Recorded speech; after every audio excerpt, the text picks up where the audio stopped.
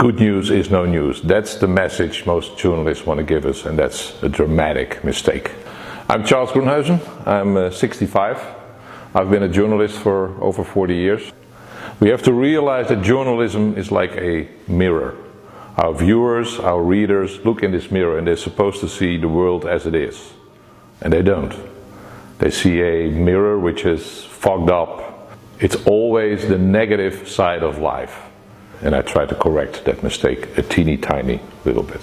What I try to do as a journalist now is give more a long-term perspective.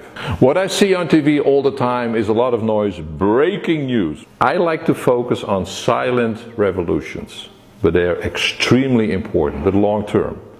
I'm an optimist because I look at facts. Think about the decline in extreme poverty. It's unbelievable what we accomplished in the last 25, 30 years. More than 100,000 people every day who come out of extreme poverty. Think about child mortality.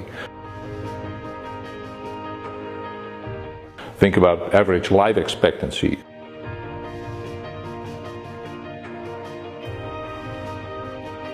Think about average health in the world that has, improved tremendously, and people don't know it. Sometimes I compare journalism with raising children.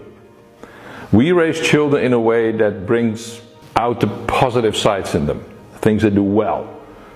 Imagine us as parents always saying to children what they're doing wrong. If that's the only message we have for our children, they're going to end up as miserable people and negative people and probably angry people. But this is exactly the way we treat as journalists the world. Because we say to the world, this is horrible. Oh, and tomorrow will be even worse. With refugees and immigrants, with crime, with everything.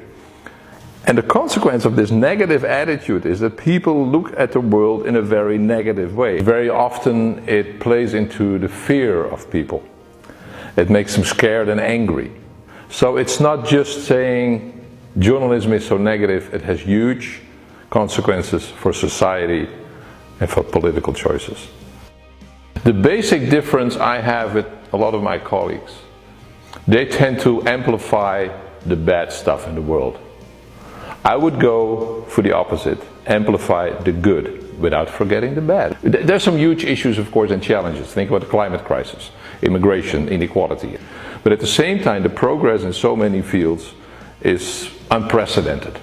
When it comes to education, when it comes to our basic human rights, sexual orientation for women, for children, and people don't realize it. If you steer it away from the negative focus and steer towards a more positive, more constructive way of looking at things, I think journalism could make a better world. The problem is, journalists don't consider it to be their basic task to make the world better. And maybe there is the basic difference of opinion I have with a lot of my colleagues. Yes, we are here to make a better world. People should realize that being pessimistic about the world is a choice, but optimism is a choice as well. It gives more energy, and eventually, with that kind of energy, we can make a better world for ourselves, for our children, our grandchildren.